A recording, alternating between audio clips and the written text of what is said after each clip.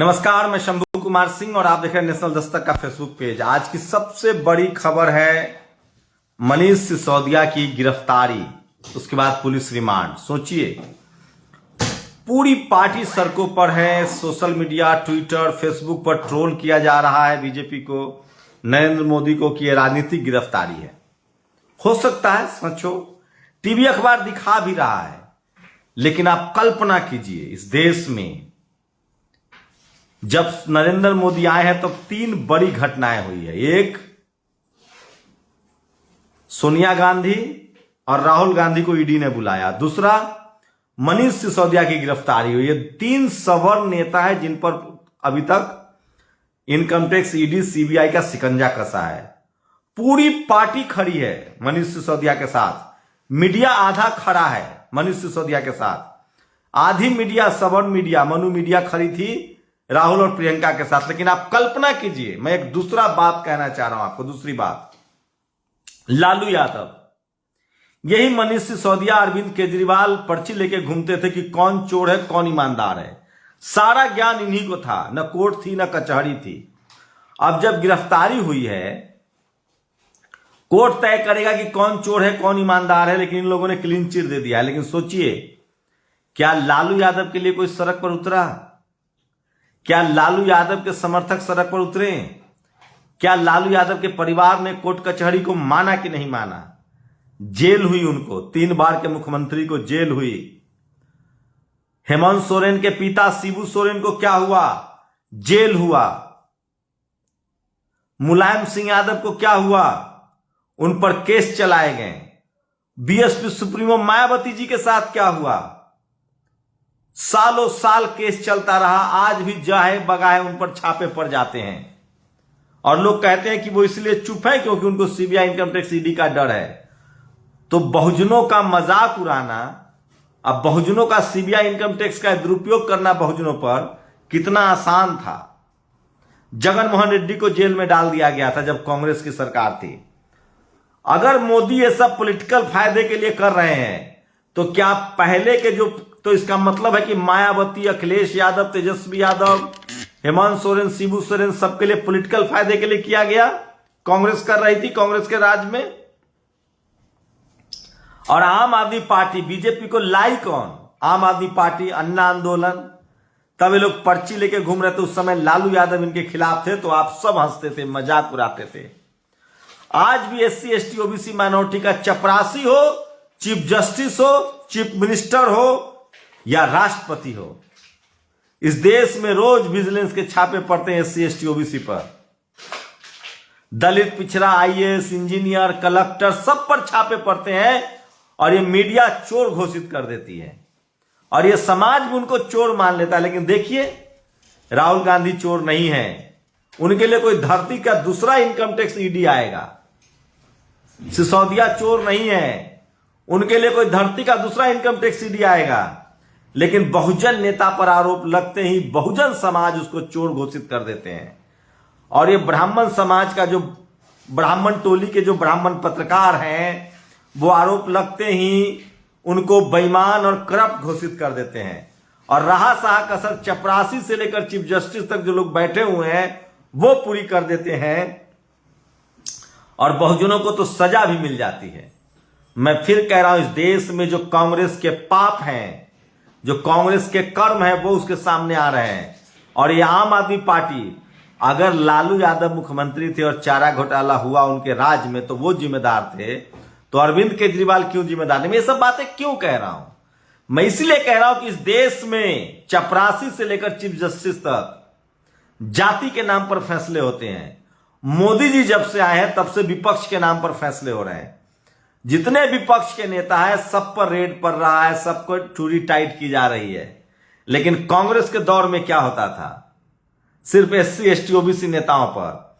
और ये बीजेपी के साथ आम आदमी पार्टी किसको चोर कहती थी? मायावती जी को, अखिलेश यादव को, लालू यादव को, शिबू सोरेन को, यही लोग कहते थे।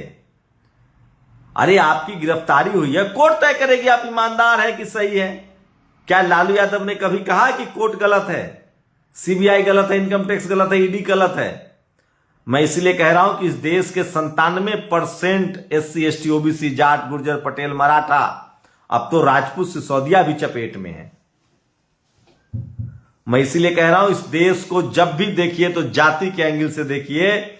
इस देश में जितने बहुजन लीडरशिप वाली पार्टियां रही हैं उनको हमेशा सजा देती जा रही है। हमको कब गिरफ्तार कर लिया जाएगा नहीं पता, कब जेल में डाल दिया जाएगा नहीं पता, कब रेड मार के क्या क्या कर दें ये लोग, कोई गारंटी नहीं है।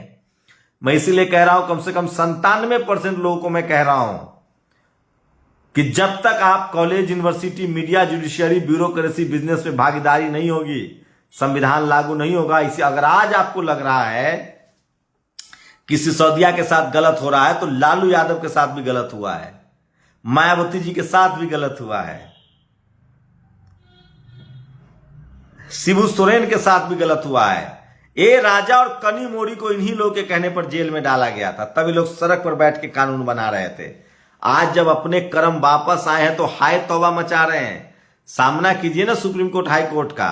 मैं मोदी जी का इस बात के लिए तारीफ कर रहा हूं कि कम से कम उनकी कार्रवाई जाति देखकर तो नहीं है।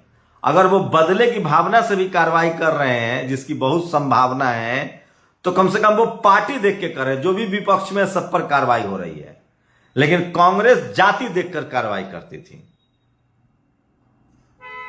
और SC ST OBC माइनॉरिटी के लोग, जाट गुर्जर पटेल मराठा किसान राजपूत, यहां तक कि कानून मानने वाले लोग हैं, संविधान मानने वाले लोग हैं, और वो लोग संविधान पर भरोसा करते हैं।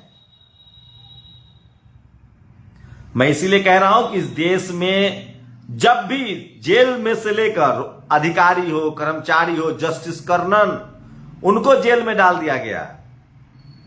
इस देश में एकमात्र chief justice of India schedule caste के बने, उन पर आरोप लगाए गए। इस देश के दलित, पिछड़ा, आदिवासी, किसान, जाट, गुर्जर, पटेल, मराठा, राजपूत, इन सब लोगों को कटघरे में खड़ा किया जाता है। और इसकी वजह है इस देश में जो डाइवर्सिटी है वो नहीं है। डाइवर्सिटी नहीं है, सब जगह सब जाति और धर्म के लोग नहीं है। इसीलिए जो लोग कब्जा किए हुए सिस्टम पर अपने हिसाब से, आज बीजेपी का मास्टरमाइंड कौन है? RSS। कांग्रेस का मास्टरमाइंड कौन है? RSS। आम आदमी पार्टी का मास्टरमाइंड कौन है? RSS। ममता का मास्टरमाइंड कौन है? RSS। नवीन पटनायक का मास्टरमाइंड कौन है? RSS।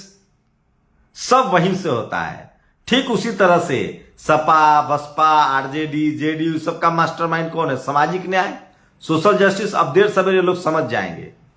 मैं इसीलिए कह रहा हूं कि इस देश में बहुजनों के साथ लगातार नाइंसाफी और गलत हुआ है और इसके खिलाफ खड़ा होना चाहिए। और सोचिए, बहुजन समाज संविधान को मानता है और वो आज भी संविधान बचाए रखने के लिए खुद की बलि देता है, जेल भी जाता है, जेल जाता है, सारे तकलीफें झेलता है, उफ नहीं करता है। और इन लोगों पर आरोप लगते ही सड़क जाम करने लगते हैं। इनको संविधान कानून पर भरोसा नहीं है। इसलिए मैं कह रहा हूं बहुजन समाज न उसका चपरासी है, न चीफ जस्टिस है, न उसके बाद भी वो कानून पर भरोसा करता है, चाहे उसको सजा ही क्यों ना हो जाए। मैं इस देश के जाट, गुर्जर, पटेल, मराठा, राजपूतों से कहना चाहता हूं कि निकलिए आप लोग इस सड़कों पर, जब आपके नेता को बदनाम करे बाभन टोली के पत्रकार और इस सिस्टम। अगर आज सिसोदिया के साथ अन्याय हो रहा है, दुरुपयोग हो रहा है, तो पहले भी दुरुपयोग हो रहा था। और अरविंद केजरीवाल को माफी मांगनी चाहिए कि वो लिस्ट लेके घूमते थे, मायावती, लालू, मुलायम सिंह यादव, लालू यादव, हेमंत सोरेन, शिबू सोरेन चोर है। अब उन पर बारी आई है तो कह रहे कि नहीं हम तो ईमानदार हैं। आप लोग अपनी प्रतिक्रिया दीजिए कि क्या मोदी राज से पहले बहुजनों को इसी तरह से नहीं फंसाया जाता था? शुक्रिया।